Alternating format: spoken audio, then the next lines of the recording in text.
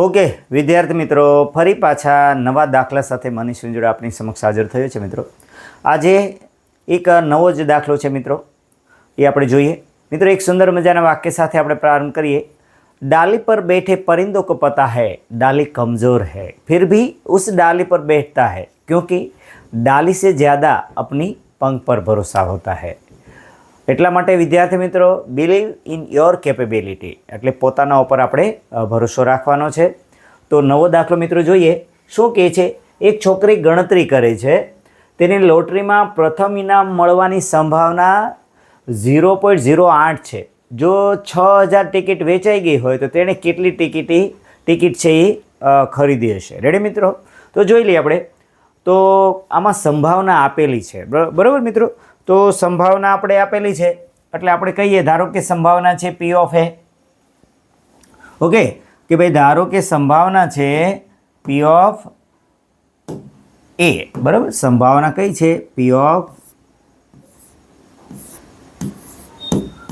એ બરાબર. હવે મિત્રો અહીંયા એક વાત જોઈ લો, અહીંયા કુલ ટિકિટ કેટલી છે? 6000. એટલે છેદમાં આપણે લખીશું, કુલ ટિકિટ લખી લઈએ છેદમાં, બરાબર મિત્રો? અને એમાં આપણે કલર આપી દઈએ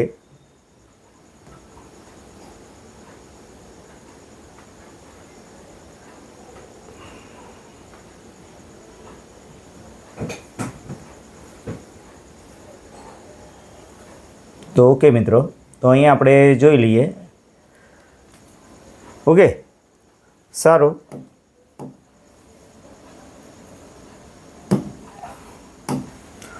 તો શું કહે છે ભાઈ? કુલ ટિકિટ છેદમાં 6000 આવશે. રેડી? તો ભાઈ ખરીદેલી ટિકિટ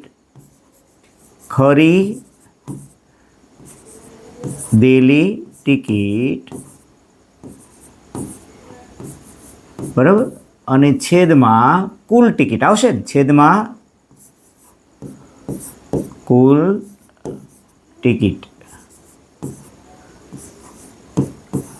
રેડી મિત્રો? તો આ એક વાત આપણે અહીંયા જોઈ લઈએ. છતાં આપણે એક ગુલાબી કલર લઈ લઈએ આપણે સેજ, બરાબર? છેદ થોડોક આપણે વધારી દઈએ. ઓકે મિત્રો, રેડી? ઓકે, તો ખરીદેલી ટિકિટ છેદમાં કુલ ટિકિટ. હવે મિત્રો અહીંયા સંભાવના આપેલી છે, બરાબર? સંભાવના કેટલી આપી છે એ આપ જોઈ રહ્યા છો. 0.08 આપ્યા છે. હવે આપણે એ દીકરીએ કે છોકરીએ ટિકિટ ખરીદેલી છે, આપણે શોધવાની છે. તો અહીંયા લખીએ ખરીદેલી ટિકિટ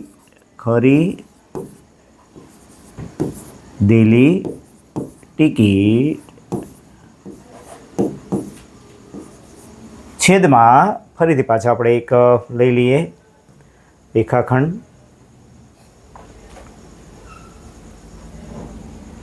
ઓકે, સારું મિત્રો. તો ખરીદેલી ટિકિટ છેદમાં શું કહે છે ભાઈ? કુલ ટિકિટ કેટલી છે, બરાબર? આ પી ઓફ એ છે, આ 6000 ટિકિટ. તો અહીંયા 6000 લખી નાખો. જો દાખલો એકદમ સહેલો છે, પણ રકમ થોડોક ફેરફાર થાય એટલે આપણે વિચારવા મળીએ છીએ કે ભાઈ આ દાખલો ખૂબ અઘરો હશે. સારું મિત્રો, તો હવે શું કરીએ કે અહીંયા ખરીદેલી ટિકિટ જે છોકરીએ છે, ખરીદેલી ટિકિટ ઉપર છે, 6000 છેદમાં છે, આ બરાબરનું ચિહ્ન છે એટલે કે ભાગાકારમાં છે. તો એને 0.08 ગુણ્યા કેટલા કરવાના? 6000 કરશો, કારણ કે ભાગાકારમાં છે એટલે એ પદ શેમાં આવશે? આ ભાગાકારમાં. એટલે આ બાજુ બરાબર તો ગુણાકારમાં આવે. અહીંયા લખીએ ખરીદેલી ટિકિટ.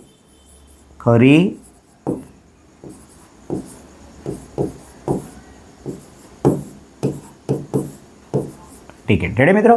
પણ અહીંયા એક ધ્યાન આપી દઈએ આપણે. શું ધ્યાન આપીશું ભાઈ? કે ભાઈ 0.08 છે, તો આ પોઈન્ટ પછી કેટલા અંક છે? અહીંયા પોઈન્ટ પછી કેટલા? 2 અંક છે ને, એટલે છેદમાં આપણે કેટલા લખવાના? 100, બરાબર? 8ના છેદમાં કેટલા કરીએ આપણે? 100 ગુણ્યા 6000 બરાબર ખરીદેલી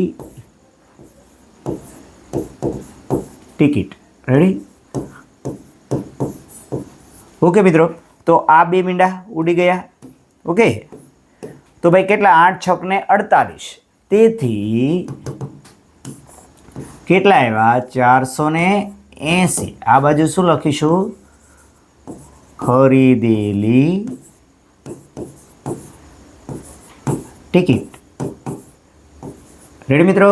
તો ભાઈ કેટલી ટિકિટ એ છોકરીએ ખરીદી હશે? 480 ટિકિટ ખરીદેલી છે. રેડી? તો લખીએ ખરી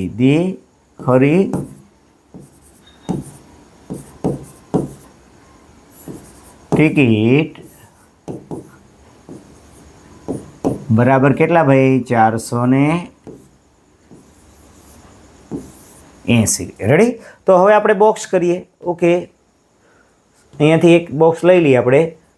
ઓકે મિત્રો, આપણે યલો કલરનું લઈએ આપણે. ઓકે, સારું. તો મિત્રો આ ખરીદેલી ટિકિટ કેટલી થઈ? 480 થઈ. ઓકે મિત્રો, તો આ રીતે દાખલા આપણે સરસ. જો આ દાખલો એટલો બધો અઘરો નહોતો, પણ રકમમાં થોડુંક સંભાવના આ વખતે આપેલી છે. આપણે આવો દાખલો પહેલી વાર મારા ખ્યાલ પ્રમાણે ગણ્યું જેમાં સંભાવનાનું મૂલ્ય આપેલું હોય. બરાબર? એટલે સંભાવનાનું મૂલ્ય આપેલું હોય તો એમાં ગભરાવાનું નથી. આ ભાગાકારમાં હોય તો એ પદ શેમાં જવા દેવાનો? ગુણાકારમાં જવા દેવાનો. Okay, thank you. Manish Sunjoda. નમસ્કાર. ફરી પાછા નવા દાખલા સાથે મળશું.